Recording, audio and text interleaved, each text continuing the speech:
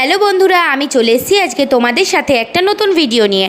তো সেই দিন আমরা সব আমার বান্ধবীরা মিলে চলে গিয়েছিলাম কলকাতা ভিক্টোরিয়া।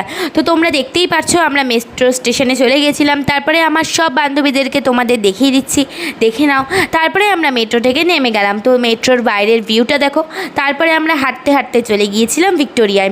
তো ভিক্টোরিয়ায় যাওয়ার সময় তোমরা দেখতেই পাচ্ছো যে কতটা কষ্ট হচ্ছিলো, আর সেই দিন ভীষণ পরিমাণে গরম ছিল।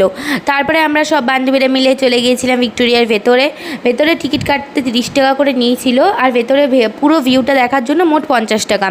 তারপরে আমরা চলে গিয়েছিলাম ভিক্টোরিয়ায়। আমরা ভেতরে অনেকগুলো ফটো তুলেছিলাম। তারপরে আমরা একটা ফাঁকা জায়গা খুঁজে সবাই মিলে বসে পড়েছিলাম।